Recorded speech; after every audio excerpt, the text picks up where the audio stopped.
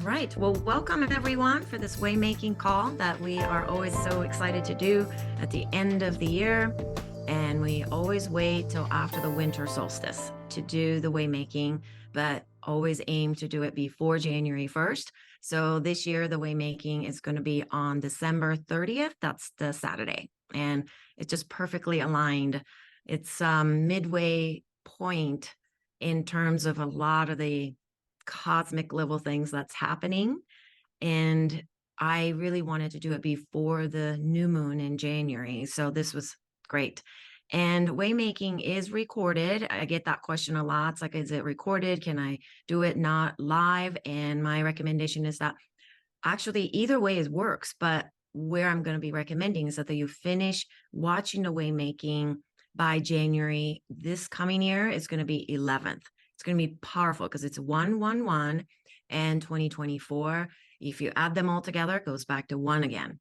So it's very much 11111 kind of energy.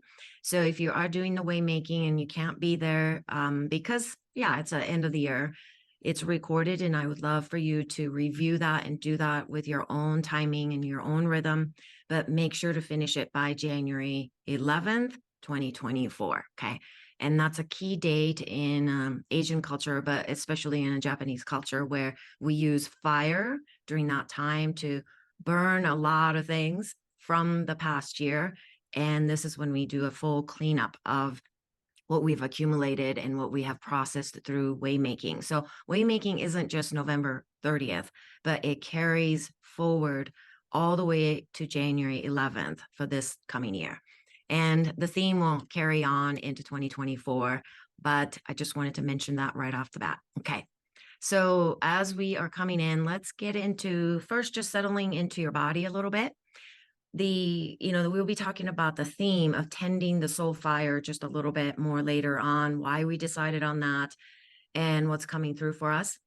But first, it's important to tend to your own physical body right now and your psyche and your own inner wick, okay, which will be one of the themes that they'll be mentioning during the Waymaking as well. But find your inner wick and maybe wiggle a little bit, because as we settle into our own bodies, you might be surprised at how patterned we have become. And it takes a little bit of time for the inner instinct or inner knowing space that is required in all of us to resurface again. And what I mean by that is that when you're taking an inhale, and then when you take an exhale, at the end of your exhale, if you pause long enough, your instinct kicks in, right? And you have to take an inhale if you're going to be on this earth. So that's what you're tapping into. It's very much the undercurrent of who you are is always guiding you. And that's what you get to tap into when you allow your body to settle in. So use a breath right now. As you exhale, pause for a little bit, not to the point that you're turning red and, it's flipping your nervous system. That's not what we're talking about. Okay. I was just listening to one of my breathing teachers from decades ago recorded this little funny, well, it's not funny, but it's an email that he sent out saying years ago when he was learning breathing, like 40 years ago, he overdid it to the point that his breath got stuck in the yawn. He's like midway through the yawn, he felt like he got stuck, and he stayed in that stuck nervous system for 6 months. And he said that was a big learning process for him, that he needs to honor the instincts that we have in us. Okay. We have an innate energy behind all that we do in our bodies. So let's just tap into that. If you want to close your eyes, that's fine. Okay. Let's tap into your body wisdom. And as you breathe in and you breathe out, let your exhale just pause at the bottom of your exhale. And then your body will just come back in and say, it's time for you to inhale now. So there's this impulse to breathe in again. Tend to that. That's a part of tending to you. And do that maybe one more time. Exhale, pause.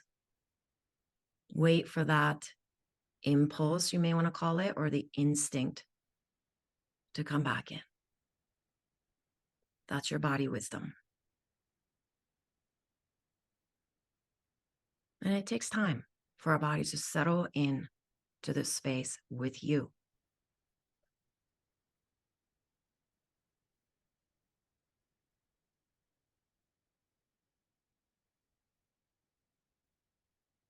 Good. Even though I said that's your last one, let's do that one more time. Because this is often called the resonant frequency breathing. When you let your breathing slow down, that's when you begin to root in to this earth a little more, when you slow down. And you're not just taking a breath without mindlessly, but letting impulse speak, instinct begin to have a voice. You resonate with your own frequencies. Good. All right. Well, so welcome. And I have lit 2 candles behind me because as we move into, in the Northern Hemisphere, towards more light since the solstice, the veil is quite thin right now between the earth, the living beings, and the ones that have passed. So you light the candle, maybe 1 or 2. I like to light 2, one for the living beings right now, and one to guide that other spirits and souls to return or to visit or to explore. So you light the candle for their way also. So we don't lose our way forward, our way making, but you are lighting it for so much more than what you can even comprehend. That's what that light is for. So I have 2 candles lit behind me. And, this waymaking is happening at a very interesting junction in our lives too, but immediately it's the Mercury retrograde right in the middle of it. We will be doing this waymaking around that time. And that's very helpful for what waymaking is all about. For those of you that have done these for the last 3 years, and this will be your 4th year, or you've done it in the last couple of years, is that it's the reflection time. And Mercury retrograde is going to be helping us to reflect, to maybe restore some of your rhythms that are not guided by other people's rhythms or your mind. So I think we always vilify the Mercury retrograde, but in this case, it's going to be such a gift to have the Mercury being retrograded. So that's another thing I wanted to say. And also the full moon that we'll be celebrating next week, that will set the stage for the waymaking on Saturday. It's going to sit in the sensitive and the very intuitive inner workings of the Cancer, right? The zodiac sign Cancer. So all is well, okay? And we will carry that energy forward into the waymaking, and I'm very much looking forward to that, okay? And I'm going to say this couple things, and then I'll pass it to Chris, but we are always forward-facing, forward-looking creatures. We want to look into the future. We want to go forward. But the biggest growths that I have seen in terms of my life and Chris's life and the people that we work with they happen when you can turn back a little bit. You turn your head to the past, turn your head to the footprints you've left behind on the beach or the snow, wherever you are, to notice how far you've come, to notice the terrain that you've walked on. Without that kind of a reflection, it's really hard to move into a different energetic frequencies in the coming year, the next energy that is coming towards us. And I think that's something that Chris and I have realized over the years, how important that is, to stop, slow down, stand in the middle of that somewhat liminal space and reflect. So I will hand this over to Chris because I would love for you to gain a little bit of knowledge around Janus today. So we're going to start with the image of Janus, and I'll hand it over to Chris and the reason behind that. All right, thank you. And hello, everybody. I didn't quite say hello yet. It's good to see all of you here. And let's just, I wanted to say one quick comment about one of the things that brought Masami and me to doing this waymaking process was a recognition several years ago of how important these dark nights at the end of the year, beginning around the solstice until the first few days of January. And it's something that we really started taking time for ourselves and slowing down and reflecting. And that has made so much of a difference in our lives. And so that's why we wanted to start sharing it.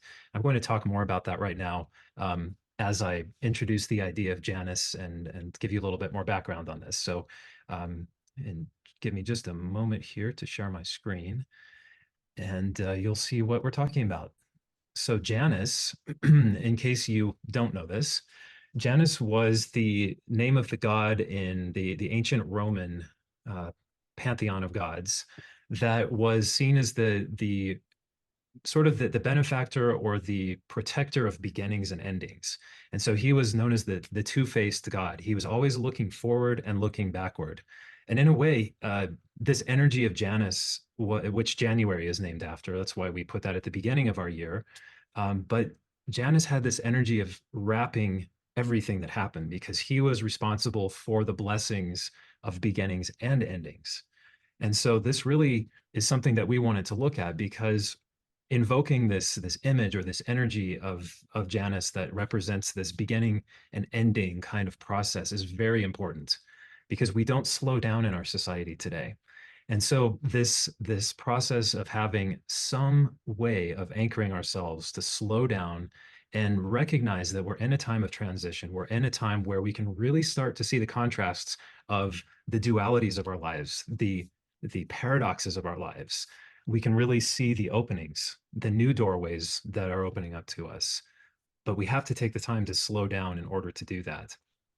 So this brings us back to what is waymaking and why are we doing it? Because really it is a critically important time that we recognize the value of this.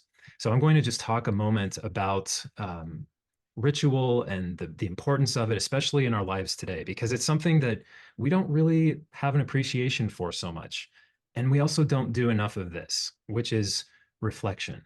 And I just wanted to share this from Confucius. It's a great line. Learning without reflection is a waste. Reflection without learning is dangerous. Okay, so we need to learn. We need to be able to pay attention to where we've been. We've had an image that we've shared like this in the past of we're looking down the road. We're looking into what 2024 may be bringing to us. But even more importantly, we're actually looking backward. And this is that energy of Janus again. We're looking forward and back through the moment right now so that we can see where we've been, how it's shaped us, what has it brought into our lives, what has it taken from our lives. And then we can bring what is needed, what is supportive into this next year. We can do that consciously, intentionally, and with a sense of direction. So waymaking, just to give you a bit more background, this whole idea came about because there's this very old traditional wisdom saying, which is that you can't really know where you've been until you stop and turn around and look back at where you've come from. In other words, the future is empty. There are no tracks. We haven't gone there yet, but we can look back to see where we've come from and see what's brought us to this moment. And that's where we are right now. That's the moment we're about to take in this waymaking ritual together, is to actually pause and turn and look into the past year so that we can gather ourselves. So one of the pieces that I wanted to talk about here is this importance of ritual.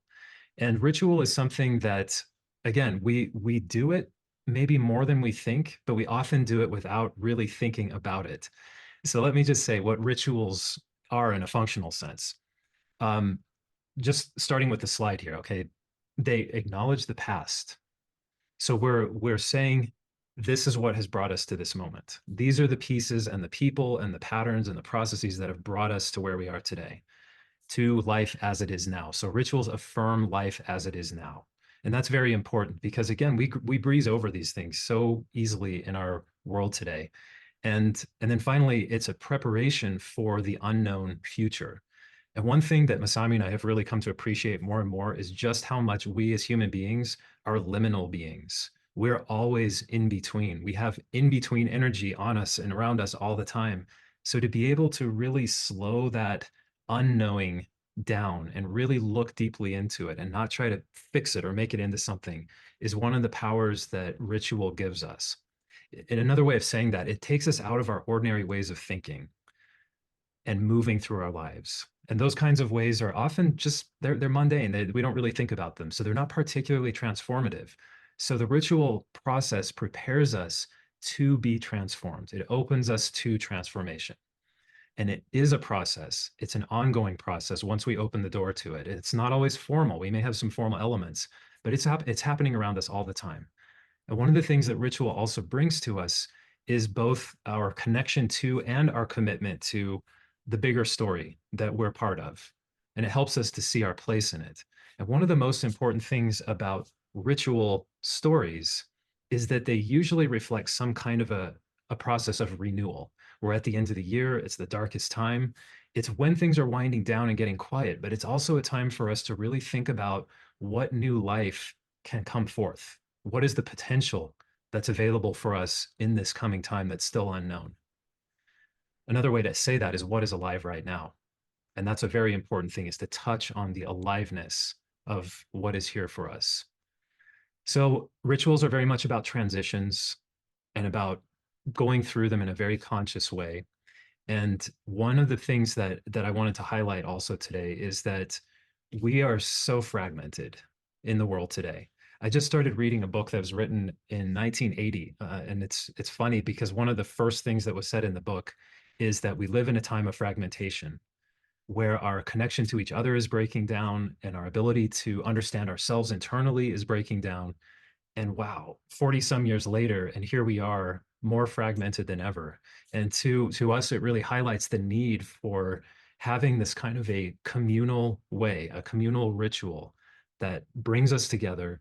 It reestablishes a sense of connection, community, wholeness that we actually possess. It's part of us, it's what we are, but we live in this fragmented way in our minds, in our societies, the ways that we interact with each other through our relationships. And it's also a way to remind us that we're not alone in doing this. When we come together and we do something that is a ritual shared with others, we also get that support, and that it's a boost to our being to know that others are doing the same thing. They're moving in the same ways, they're having the same thoughts and feelings, they're reflecting on similar themes. So it's a very powerful way for us to come together. And I'm going to, Masami, I'm going to say a bit about the kind of deeper connections here with neurotransmitters and DNA. And maybe if you want to jump in at that point also, please do. But one of the things that we've really seen is that, first of all, ritual is actually something that's very supportive of neuroplasticity. Okay, I'm going to show you this slide here. So this way-making process that we've created and continue to evolve over the years is actually an exercise in positive neuroplasticity, which means we are growing our neural connections. We're growing our connections inside and with the world outside of us. We're creating new avenues for us to shine our light outward from the inside. And so this is a really important piece of this process, is that we're doing this together. It's an evolutionary step that we're taking, and it's something that we can participate in with others, with each other. So just know that that's what's in store for you when we do this process together next Saturday. And one last thing to say about this, and then we'll have some other discussion today. But this is something that Masami actually came across a study about that. And Masami, do you want to pick this up and talk about it a bit here? I think, I'm not going to go into huge details about this here, but the rituals bring changes at the DNA level, which was really fascinating to learn about several years ago, because I could feel it in me and I could see it in the people that have participated in the waymaking. But to recognize that, wow, these changes are actually being made at the DNA level, in your cellular level. And when you do rituals, they can actually restore and repair your DNA, the damaged DNA. And that's powerful. And when I sat with this concept again this morning, I said to Chris, I said, our DNAs are actually made out of rituals in a way. Our ancestors been doing some form of ritual every single day or a certain time of their own seasonal histories. And that's what's imprinted. Those are imprinted in us for thousands and thousands and thousands of years. So you're not who you are without our ancestors' rituals. And that's a powerful bridge to understand, because you are bridging their rituals and what you've received from their strength and also weaknesses. Also, we have to always remember that we don't just inherit traumas from our ancestors, right? We don't just inherit their struggles, but because of that and other things, we have also strengthened who we are. And I always think of their laughters and storytellings, and their discoveries are in your DNA also. So when you do the way making, you're kind of abridging your ancestors' experiences and mix it with yours, and then you're handing that to the future DNAs. So it's a powerful, it's not just something you do at the end of the year and celebrate the new year, but there's a deeper responsibilities, I think, for all of us to reflect, slow down, and really come back to tending to your instincts and to tend to what is wanting to unfold in this moment. We have a greater responsibility for the future of the earth, humans, all living things. So, when you start looking at it, it's much, much bigger, is what I realized. And maybe we can go into what is ritual? We've come up with a list of what is ritual. So let's go into that, Chris. So Do you want these, to go through it? yeah, these are a list of words, excuse me, that just evoke this feeling of what ritual brings for us. And one of the most important of them is it's this connection to it's what stirs up the sacred in our being. And that's something that we lose sight of in that fragmentation that I mentioned earlier. We kind of the fire in us, the sacred energy in us kind of settles down into the depths of our being. And so this ritual is a way of making a commitment and stirring up that sacred fire again. And taking a look at this list of words, you can see that there's a lot happening. I've already said several things about it, but in a sense, we're renewing a vow. We're renewing our connection to nature, to the world, to universe, to ourselves, to each other. And it's something that is really about capturing the entirety of what we are. Our whole being comes into this when we engage in rituals.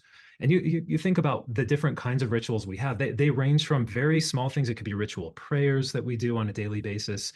It could be ceremonies. It could be things like wedding ceremonies, funeral ceremonies, coming of age ceremonies, transitions in our lives. These are all different kinds of rituals, and they have this connection to this wholeness of what connects us. And that's what makes them timeless. That's what makes them have this universal quality. They're always intentional. They're always conscious.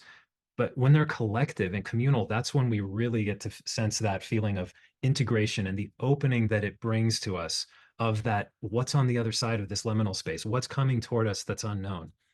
And then finally, these last few pieces are really important for this year in particular, is that rituals have a restorative quality to them. There's something that it brings healing, it brings blessing, it brings back capacity to us, it restores energy to our systems. And in the world that we're living in today, probably this last one is one of the most important right now, which is this soul soothing quality. And so we're going to talk about the theme for this year in a little bit. And Masami, I'm going to stop sharing my screen here. And I wanted to just step into the theme for this year a little bit, and why we chose this theme. I just wanted to start with this idea of soul soothing, because the theme this year that we chose is tending the soul fire.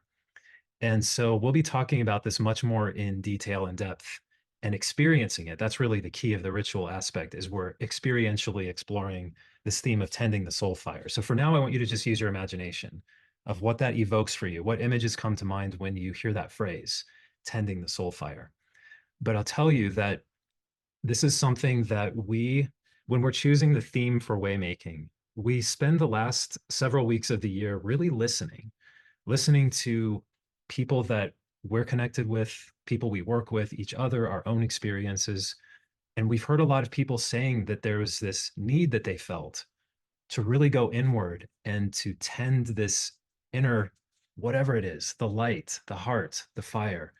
So that was really the inspiration for this year's theme. And past themes that we've done last year, we called it Taking Your Seat, which is all about kind of standing up and stepping forward and being who you are in the fullness of what you are in the world. In the past, we've had cutting the cords with what's holding you back. Clearing your path was another theme that we had. But I just wanted to say for this year, the theme of tending the soul fire. One of the things that really triggered it for me was this quote that we came across in the writer Marilyn Robinson's work. And this one really struck me. Very simply, she said, "The spirit of the times is one of joyless urgency. The spirit of the times is one of joyless urgency." Joyless urgency. Those two words really stuck with me. And just this morning, as I opened up my computer, I was looking at email and I saw a news story. It was just an article actually from the Washington Post, and it was called "Fun is Dead." I mean, let that ring through you for a moment. Fun is dead. And a couple of the quotes from that that really stood out for me were, "Fun is in serious trouble, and we are desperately in need of joy." And another one was, "With technology, we don't allow ourselves to be present. You're always thinking something better is around the corner."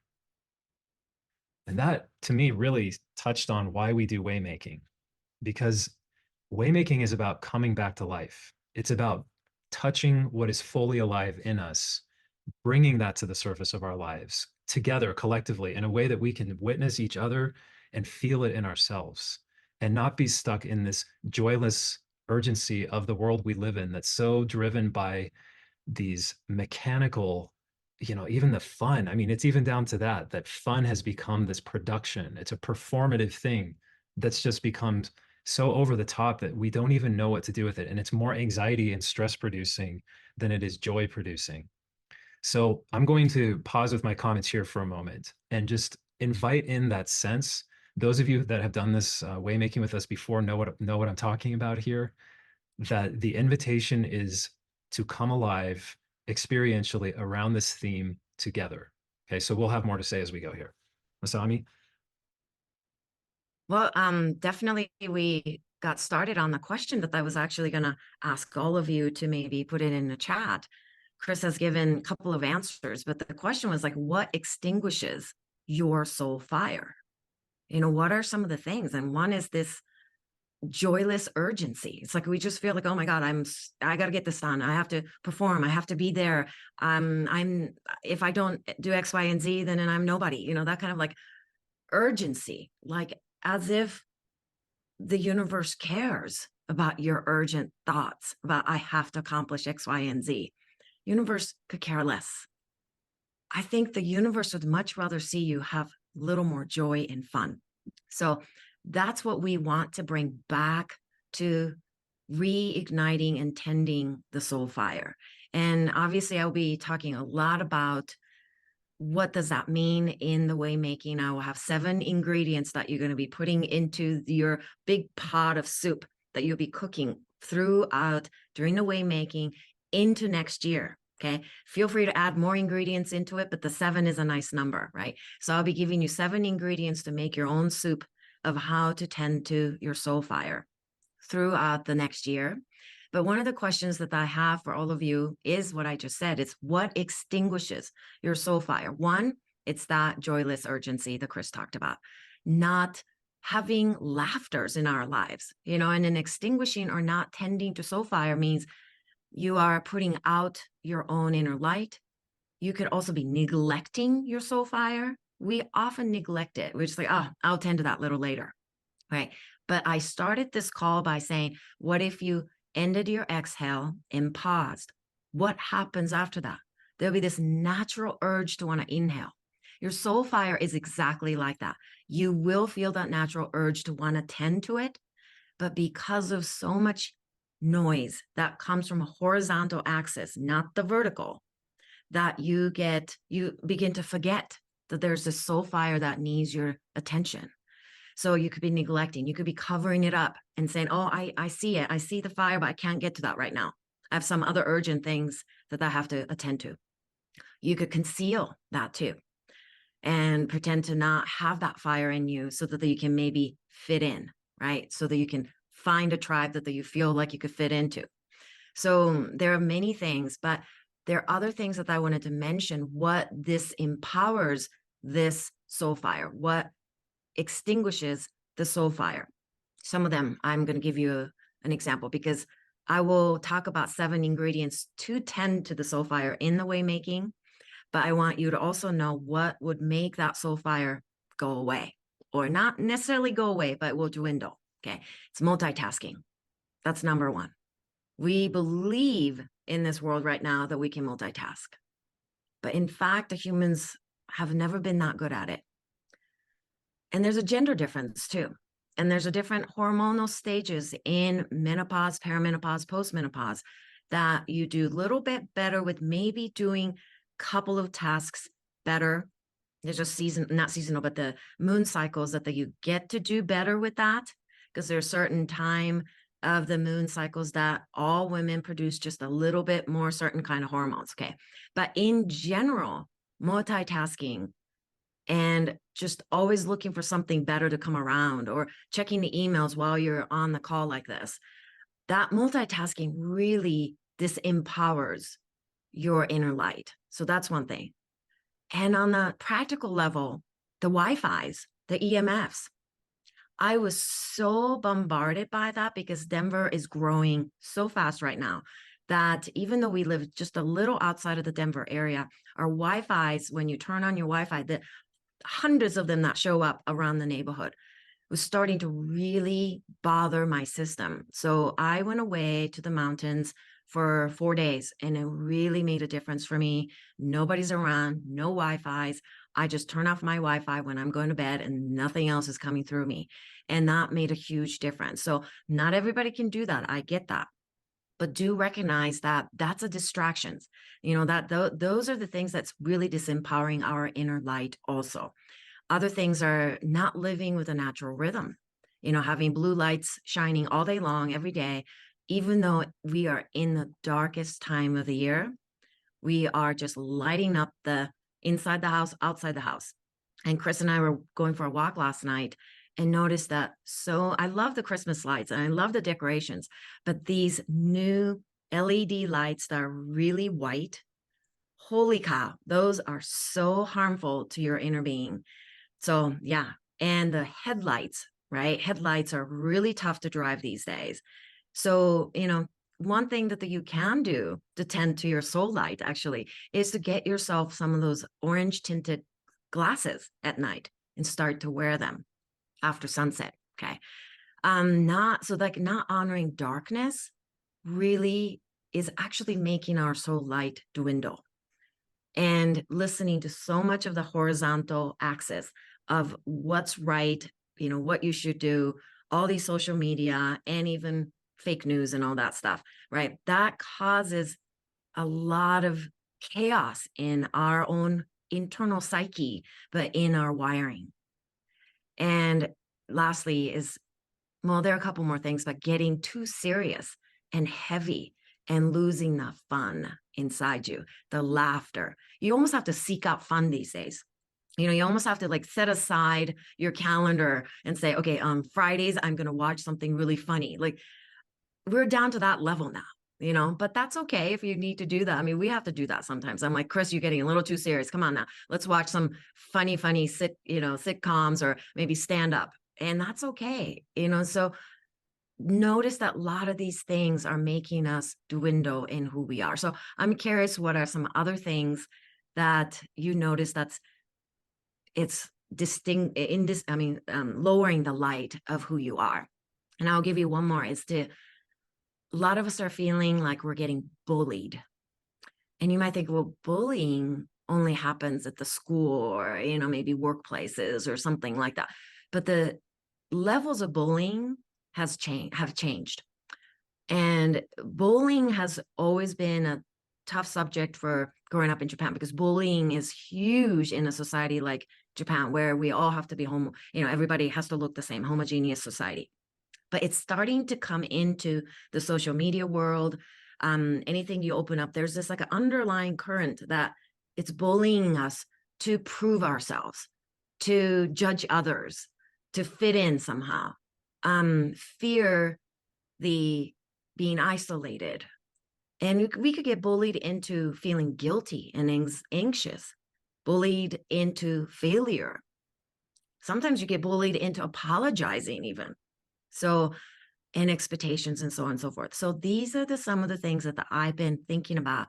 What dwindles, what makes our soul fire smaller and covered up. So if you have other thoughts besides what I've shared, I would love to hear about that. Chris, do you have anything to add? Yeah, I'll add. Yeah, and please do share your thoughts in the chat. It's very, it's helpful for all of us actually to know that others are having similar experiences. But one of the things that's really been striking for me, I have worked in the past around specifically traumatic injuries with people and how that affects their entire state of mental and physical health. And Masami does too in her work. Um, but there's been so much more in the past year or so of this kind of smothering of the flames. You might look at it that way.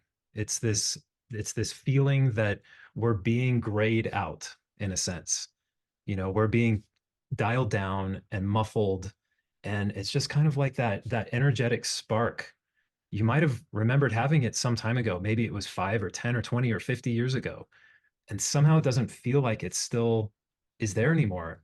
And it's not just you. That's what's happening. There's so much of this pressure on us to operate in this very kind of, to me, I see it as a very prescribed sort of way of living, where if we don't match the step of society, we're very quickly isolated. It's a very easy time to feel isolated post COVID. Many of us haven't recovered from that yet. And so that feeling of, wow, what is my spark? What does that even look like anymore? What shape can that possibly even take? And I want to bring that back, just while you're putting some comments in the chat. I see a couple of you have commented so far. We'll come back to those. But this waymaking Let's read. ritual, yeah. Let, Can I just let's finish just this read part really that. quick? Yeah. Okay, yeah. Yeah, this just to remember that we are all traveling on this path of life solo. We're doing it on our own. But there is great beauty and there's great power in coming together and knowingly, consciously celebrating and joining in and sharing that with each other, even if it's just this one time of the year, but to do it very consciously, because it can really, really counteract these effects that we get from just being exposed to the forces of the world as they are. So let's hear a couple of these comments. So Maureen says, thinking about my to-do list, overthinking the past. And again, these are the things that kind of tamp down and extinguish that soul fire. Going for the shiny objects, over-consuming, overdoing, over-learning on the internet, Netflix binge watching, distraction. Interesting that my 30-year-old son has chronic anxiety and his body is stuck in a freeze state. He's overly sensitive to everything. Maureen, you kind of just summed up our whole predicament with that comment. You're right. You're absolutely right. It's these over words that we're doing so much of, and we see it in younger generations. They're getting a super concentrated dose of that because they've been living that as a greater share of their lives than most of us have. And so I think that's why there's so much sensitivity as you go into younger generations, is that overexposure. They're saturated. They don't have wiggle room. It's almost like they can't even change direction or move. Everything's prescribed for them. So thank you for that. That's a powerful comment. Chris, I want to say one thing. I mean, you summarized all that I've been feeling, even down to the Netflix binge. Chris and I did the Netflix binge, didn't we? Like the last 2 weeks. The Succession. Was it Succession? Is it the word? Yeah. The, But in that you binging, know, it's almost like we know we're in a lower place when we do that. We know that something in us is saying, please help me, help me come out, it, help me. well, it is the exhale, and then you hold it long enough, but sometimes we just keep holding it till we're turning purple and you're passing out. That's how overwhelmed we become. We don't allow the inhale to just kind of rise back up, right? It is getting harder and harder for that natural rhythm to return. And so, I'm going to plug in the Waymaking here again, and maybe Chris, you could put a link to how to sign up here. But what Waymaking does is gently direct you back to inhaling again, gently. So it's slow. Okay. Waymaking isn't like bombard you with more information. Waymaking isn't about giving you, 15 different quotes and have you memorize them all or put them all on the sticky notes. We will have beautiful quotes, obviously, right? We always do beautiful music, beautiful movements, but we really want to bring some joy and laughters back into it, because laughing is a form of breath, right? Yawning is a form of breathing, and movements, that's also a form of breathing also. So that natural instincts to come back, because I think we have forgotten, a lot of younger generations are forgetting what it is to actually know what they need in this moment. And that's really sad, right? One So of the things that we let's bring read. in, Yeah. I'll read the next one here. I just wanted to say for Waymaking, one of the things we very consciously bring into it is movement and poetry and music and ways that we can move and harmonize together, because that's something that we know from the science side and from the thousands of years of tradition and spirituality, that moving together in this way actually heals us. It actually reduces our reactivity and our feelings of being overly traumatized. It actually helps us move through traumatic patterning. So, but it's also joyful. And I think that's one of the things that we have to remember too, is that we need joy in our lives also. Okay, so let's hear from a couple more. Sue says, when others only look at things their way and don't take time to listen to each other and interact with each other to create connections, they create a wall instead, and then isolate who is outside of it. That is certainly one of that's like the bullying that you mentioned, Masami. That's that, setting, it's the us and them mentality. That definitely extinguishes and snuffs out our feeling of who we are and what we can be. Maricela says, different family beliefs, Christianity, or people at work and the work environment. Yeah, I mean, any of our, that's the fragmentation I was talking about earlier. It's any of the different ways that each of us walks, that when they come across each other, when they intersect with others, that there's friction. But that friction brings heat, and that can be one of the sources of our soul fire also. It doesn't have to just be something that's repulsive to us. It's something that we can learn from and actually grow together with, even if we disagree or we don't like each other's terminology. There's so many ways that that can look. Sue, thank you for this comment too. She says, I've done waymaking the last 2 years and it has changed my life and my perspective in so many ways, for which I'm super grateful to both of you for. And thank you for sharing that, Sue. And if anybody else that's been on this call that has attended our past waymaking, if you want to share a thought, please do. It's really helpful for those, especially that haven't done it. It's always nice for us to hear it too. And okay, so Ilka mentioned the movie Everything Everywhere All at Once, or so, like a parallel reality. So I'll check it out one of these. Okay, so Ilka, maybe you can say a bit more about what that's making you feel in terms of this theme of either having your soul fire be reduced somehow. Is it that feeling of being everywhere all at once and being stretched out like that? Because that's kind of how that movie runs. I won't spoil it for you, but And Sharon, thank you for your earlier comment as well about, she said, I salute you too for your beautiful, inspiring, and harmonious relationship and your contribution to my health and well-being. You're welcome, Sharon. And it's not always harmonious, just so you know. But we come around, we come back around to our yeah, rhythm together. yeah. That's part of And I think, rhythm. That's part of rhythm, though, is that sometimes you have an arrhythmic element that disturbs the rhythm, but when you introduce it and you harmonize it, it actually improves the entire melody. The whole thing improves. yeah. And then do you want to read Moraine's comment there too? Actually, I'm going to have you read that one, and I'm going to pull up a couple So she others. says, we will be bombarded by the collective trauma. And if we have a strong sense of self, which would be reinforced by ritual, we can come back home to ourself or return to our soul fire. Yeah. One thing about the ritual is that I cannot remember where I read this, but the world, like the countries that have strong sense of rituals, like a community rituals, stay strong together.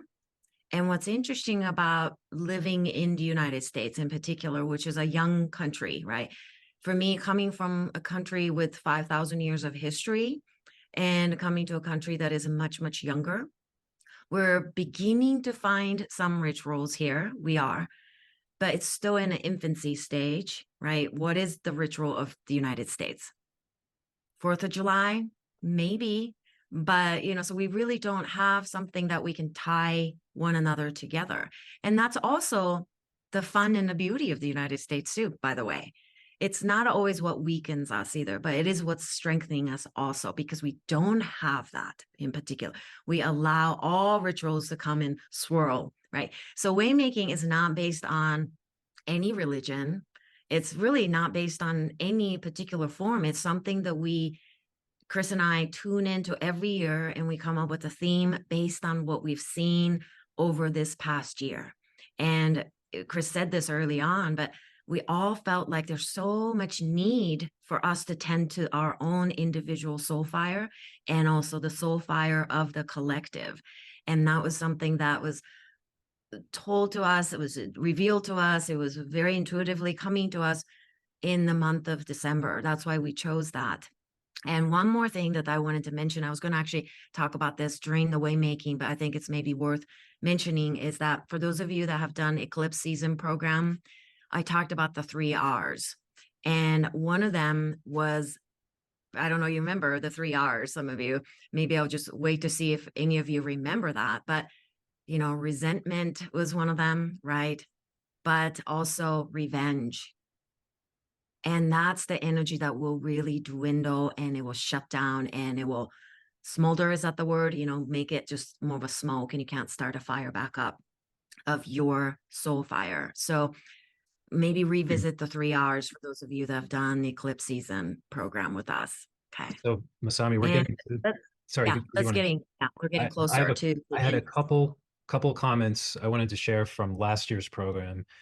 And here's what I wanted to say before that is waymaking for us is very deliberately about also stirring up our imagination, because imagination is something that's also getting stifled in the society that we're in. It's almost like it's pre-imagined for us. Anything that you can think of is out there. You can go online and you can find any word that you can think of. You can find something. You can find images, videos, products, you name it.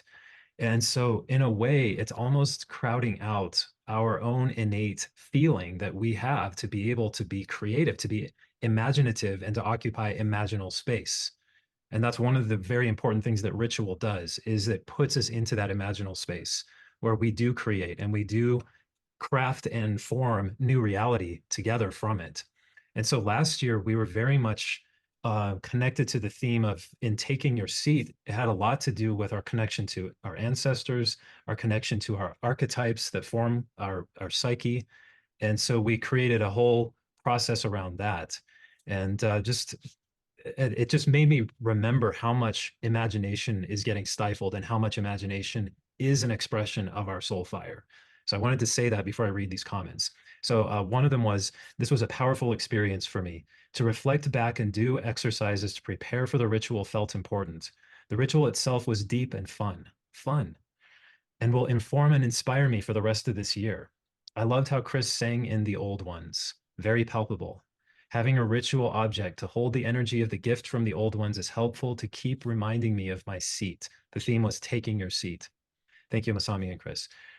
So last year, it was a very guided process around the creative imagery that we're wanting to call back into our being. And maybe that's enough for comments, Masami. I just think that if you are called to do this, if you've done it before, you know what it is, but you also know that it's very spontaneous the way we do this. Masami and I are holding a lot of threads very loosely all the way up until the day of our retreat together. And what's amazing about that, we've learned to trust that process of being very intuitively guided and following the flow of what needs to happen. And it's always a beautiful result. We're always somewhat surprised ourselves how it ends up coming together, even though we had ideas. So it's a very collective process. We create it together with you. And so that's something that is also important to remember, is that we need you to be there so that we can also have this collective communal ritual and not just have it be Masami and me. Because we've done that. We've done that ourselves. And it's beautiful to do that, but it's so much more powerful to share it. And so we look forward to bringing that theme of tending the soul fire together. And again, this is your soul fire, our soul fire collectively, the soul of the world that has its own kind of fire and that connects us to the entire cosmos. And so we're remembering. That's a very big, important piece of waymaking, is remembering what we are and really feeling that deep in ourselves experientially. Okay, so I'll stop talking there. Okay, well, we'll wrap up soon here. Ilka, thank you for your comments. It's looking forward to Waymaking. So do we. It's a great experience of the inside, calming and a lot of wisdom too. Thank you, Ilka. Yeah, and it's true. There's a lot of chewing that happens. You get a really nice plate of 5-star restaurant food and you don't scuff it down. That's kind of what the Waymaking is. It's really slow chewing, tasting, smelling, getting all your senses involved, including your sixth and seventh and eighth senses as well. And one thing that I want to say about Waymaking, that funny thought that just popped in my mind is oftentimes Chris and I had worked in the school system for a long time. Chris much longer than I have, but often what happens in the United States in September when the school starts, most of the kids have forgotten everything that they learned the year before. And that's becoming a major problem in the school system in the United States that has this long, long summer vacation. Okay. And so some schools are starting to change that and shortening the summer vacations, maybe giving a little bit longer at the spring or winter vacations, so that the children don't lose sight of what they've learned. And one thing about the Japanese school system that I really struggled with, and my father in particular, American father, struggled with, was that summer vacation was only about 28 to 30 days. And really, the summer vacation was about 2 weeks, because towards the end of the summer vacation, for most school kids in Japan, we have to start to review what we learned in the springtime, because we start in the spring and we ended at the end of the winter. So school system started in April, then until March. So the summer was the middle of the school year. And what that meant is that after the summer vacation, we had to show how much we reviewed and revisited and how much we retained. And there'll be a test and comprehensive programs. You have to stand up in front of the classroom and showcase what you've reviewed and learned after the summer vacation. Okay. That was quite stressful. And my father really hated it because he wanted to just go for a summer vacation for 3 months because that's what he was used to. And here we are, we're in the Japanese school system. We couldn't do it. And my mom was like, we can't be doing that. They came with a whole bunch of homework. We have to do this over the summer. I'm not saying that's good. Okay. That kids need some time off, that they're just wandering around the woods. Okay. And playing in the sandboxes. I mean, that's what they need to be doing too. But think of Waymaking as a reflection, review, and reassessing so that you can reset. And so you don't just say, oh, had it done with that, had enough of that, right? I think what I realized over the years is that we really all suck at goodbyes. A lot of us are like, oh, I'd much rather not deal with the goodbyes. But many of you have been in situation this past year also, where you sat by a person whose life is ending as a physical body, and you sat with that person to go through the goodbyes. And that experience profoundly shifted you. That's because you didn't say to yourself, I don't like the goodbyes. I'm not good at goodbyes. You felt that way, I'm sure. You wanted to run away from that scene, but you sat with it, with the goodbyes. That's what shifts you. That will reset you to the next year. And then, a lot of people that work with us in the health realm will say, oh, I just cannot wait to be done with this cleanse. I cannot wait to be done with this protocol. Well, I get that, but we have to go through that. And after you're done, you want to review what you have shifted and changed. So when you do the one-on-one work with us, we always reflect back at what you originally started out with. And I will list out all the symptoms that you came to see me in the first place. And we review that first. before we go into the next level of healing. And that's very important because that's when your brain changes. That's when your DNA shifts. When you review the reasons for you to come and see me, or for your reasons for doing what you have done and what you want to do in the future, you must review them. And we are not good at it as collectives. And that's human nature. We really is. But I think that energy has been fueled to ignore the past, ignore reflecting, ignore processing and digesting, and really nourishing yourself from that experience has been dwindled and dismissed quite a bit because of the social media and because of this fast moving forward energy that we all got sucked into this river. So I encourage you to step out of that river during this waymaking, dry yourself off of it, and you're going to start to actually walk backwards a little bit to reflect on how far you've come, how far you have been able to metabolize your life, how far you have been able to, encourage yourself and tap into your tremendous level of energetic fields to go through goodbyes also. So this is a goodbye process in a way. So that's what I wanted to tell you at the end. Yeah. And we look forward to having all of you join the waymaking, and let's create the new path, but let's do that after we had the chance to reflect. Yeah. And say goodbye. Give 2023 a proper goodbye. Okay. That's what I want to do. All right. So if we I would don't like have any questions, I want to just say one last thing too, just final words is we're going to be creating a sacred clearing in this space, this waymaking ritual. And so we hope that you will come and join us for, even if this is the only time you do it in the year, for a sacred time of reflection and movement and singing and using our voices and our bodies to move, and poetry and joining in together. And then we'll leave our sacred clearing and move back into our lives. But please join us. It's a very special time, and we look forward to seeing you there. Yeah, and then if you missed the beginning part, it is recorded, and I recommend that you finish the process of waymaking by January 11th, 2024, because that's going to be an extremely powerful new moon period. So that's, if you can't join us on live, it's always recorded. And many of you have actually emailed us in the past saying, I revisit the waymaking throughout the year. And I do recommend you doing that.